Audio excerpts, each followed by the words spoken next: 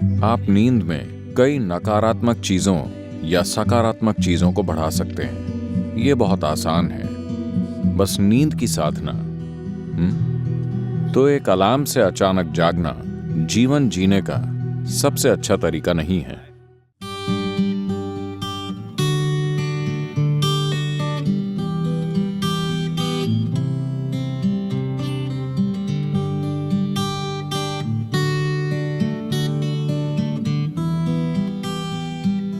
आप में से कितने लोग किसी दिन सुबह उठने के बाद बेवजह बहुत बुरा महसूस करते हैं? बिल्कुल बेवजह।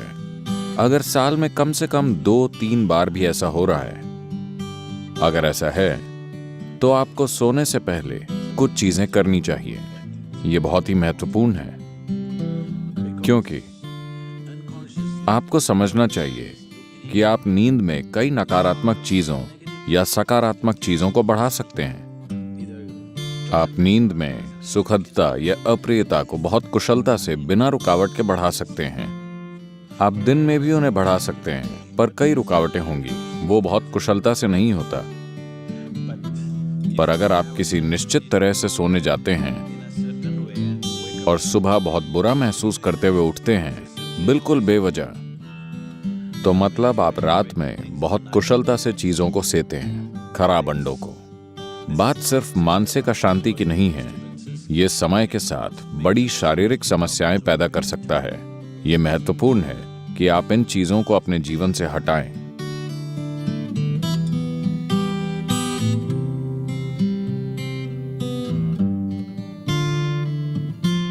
तो रात को सोने से पहले आपको कुछ चीजों का ध्यान रखना चाहिए।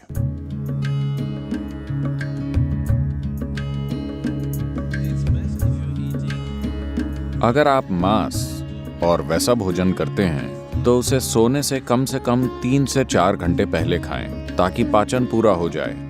सोने से पहले थोड़ा पानी पीकर सोने जाएं। आप देखेंगे कि इसी से वो ठीक हो जाएगा।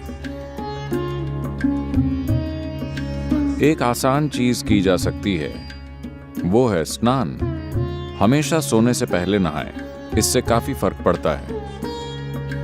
इस मौसम में ठंडे पानी से नहाना मुश्किल हो सकता है, तो आप गुनगुने पानी से नहाएं। रात को गर्म पानी से न नहाएं, गुनगुना पानी लें। यह आपको सजग बनाता है। आप सोचेंगे, अरे मैं सो नहीं पाऊंगा। कोई फर्क नहीं पड़ता। आप 15-20 मिनट या आधे घंटे बाद सोएंगे, मगर नींद बेहतर आएगी, क्योंकि इससे कुछ चीजें हट जाएंगी। जब आप नहाते हैं तब सिर्फ त्वचा की गंदगी नहीं हटती। क्या आपने देखा है, जब आप बहुत तनाव और चिंता में होते हैं तब सिर्फ नहाने से ऐसा लगता है मानो बोझ लगभग उतर गया हो। क्या आपने ये नहीं देखा है? तो ये सिर्फ त्वचा की सफाई नहीं है, पानी के शरीर पर गिरने से बहुत सारी चीजें होती हैं। स्नान एक बहुत बुनियादी भूत शुद्धि है, क्योंकि आपका शरीर 70% से अधिक पानी है। अगर आप उस पर पानी गिराएं तो एक तरह का शुद्धिकरण होता है, जो त्वचा की सफाई से परे है। एक और चीज अगर आप करना चाहें, आप बस एक जैविक तेल का दिया जला लें, रुई की बाती और कोई भी तेल। यहाँ आप क्या इस्तेमाल करते हैं? साधारण खाने का तेल, linseed oil, rice bran oil या तिल का तेल। आपके पास क्या है? ऑलिव ऑयल, ठीक है। रुई की बाती के साथ कोई भी जैविक तेल लेकर एक छोटा दिया उस कमरे में कहीं जला लें जहां आप सोते हैं। आप देखेंगे कि ये चीजें बिल्कुल गायब हो जाएंगी। अगर आप कोई मंत्र जप सकें या सोने से पहले रात को योगाभ्यास कर सकें, तो बिस्तर पर बैठकर उसे करें। अगर आप ईशा क्रिया करना चाहते हैं तो वो नेट पर उपलब्ध है। आमतौर पर भारत में आपसे कहा जाता है कि सोते समय अपना सिर उत्तर दिशा की ओर नहीं रखना चाहिए। आपको पता है, अगर आप रात में उत्तर की ओर सिर करके सोते हैं, जब आप लेटे हुए होते हैं तो धीरे धीरे खून आपके दिमाग की ओर बढ़ने लगेगा। When there is too much circulation in the brain, you cannot sleep peacefully. जब दिमाग में रक्त संचार बढ़ जाएगा तो आप शांति से नहीं सो पाएंगे।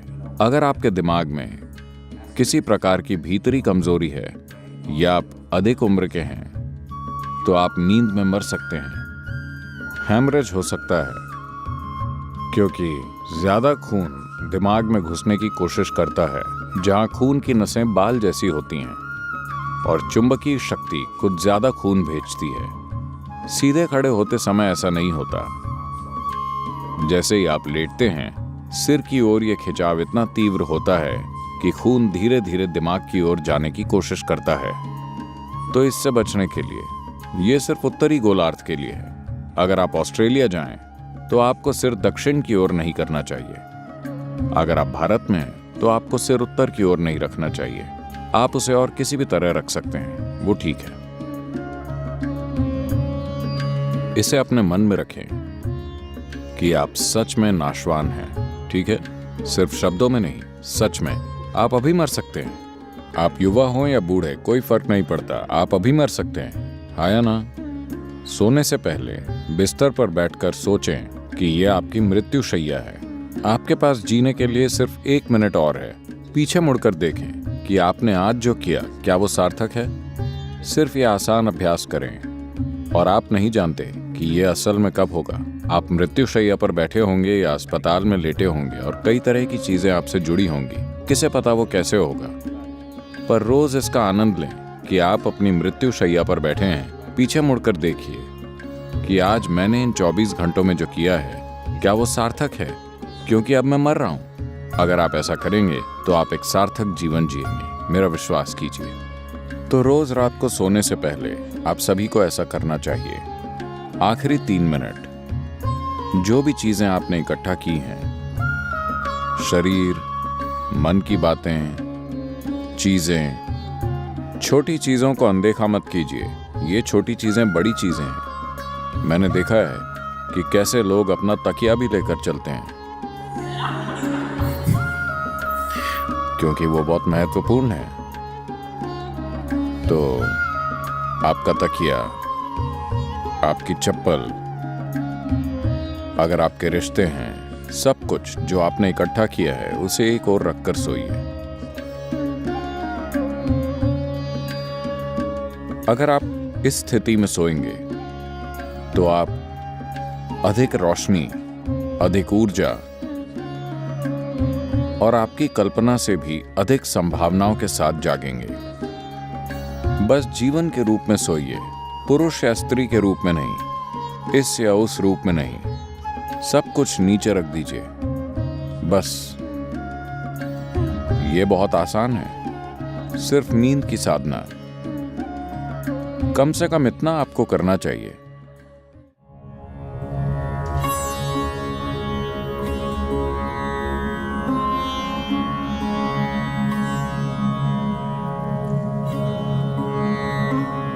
तो आप जैसी ध्वनियों में जागते हैं, वो कई रूपों में आपके दिन की प्रकृति और आपके जीवन का भविष्य तय करेंगी। तो एक अलार्म से अचानक जागना जीवन जीने का सबसे अच्छा तरीका नहीं है।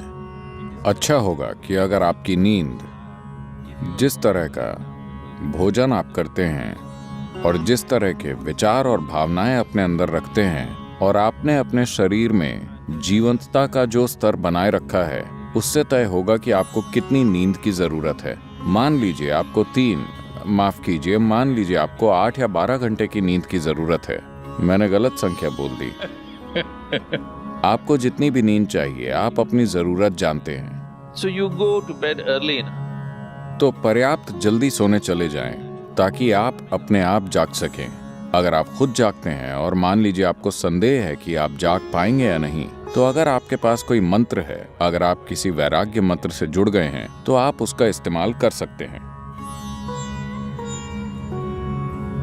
शारीरिक रूप से आपका एक महत्वपूर्ण पहलू है आपका हृदय, जो आपके रक्त संचार के लिए पंपिंग स्टेशन है, जो शरीर में जीवन भरता है। ये ना हो तो कुछ नहीं होगा। ये बाईं तरफ से शुरू होता है। तो आपको पता है, भारत में आपसे कहा जाता है कि आप जब जागें तो आपको दाहिनी तरफ करवट लेकर उठना चाहिए। बताया है, अगर आप बाईं तरफ करवट लेकर उठेंगे तो आपके साथ खराब चीजें होंगी। खराब चीजें उस तरह नहीं, जब आप आराम की स्थिति में होते हैं, जब शरीर आराम में होता है, तो मेटाबॉलिक क्रिया धीमी होती है। जब आप उठते हैं तो सक्रियता में एक उछाल आता है। इसीलिए भारत में कहा जाता है, देखिए ये चीजें जीवन का हिस्सा थीं, इन्हें आप छोड़ रहे हैं। जीवन का पूरा विज्ञान जीवन का हिस्सा था। आपसे कहा गया कि सुबह जागने से पहले अपनी हथेलियां आपस में रगड़कर ऐसे देखना चाहिए। Not see like this. You must place it upon your eyes. देखना नहीं, आपको उसे अपनी आंखों पर रखना चाहिए। आप ऐसा कीजिए, आपको भगवान दिखेंगे। ये भगवान देखने के बारे में नहीं है। अगर आप इन दोनों को साथ रगड़ेंगे तो सभी नसों के सिरे, आपके हाथों में ढेर सारी नसों के सिरे होते हैं। अगर आप ऐसा करते हैं तो शरीर तुरंत जाग जाता है। अगर आपको नींद आ रही है तो ऐसा करके देखिए, सब कुछ जागृत हो जाता है। तो सुबह शरीर को हिलाने से पहले आप उसे जगाइए और फिर इसे अपनी आंखों पर रखिए। तुरंत आपकी आंखों और आपकी इंद्रियों के दूसरे पहलुओं से जुड़ी नसें जागृत हो जाएंगी। शरीर के हिलने से पहले शरीर और दिमाग को जागृत होना चाहिए। इसके पीछे यही मकसद है, समझे?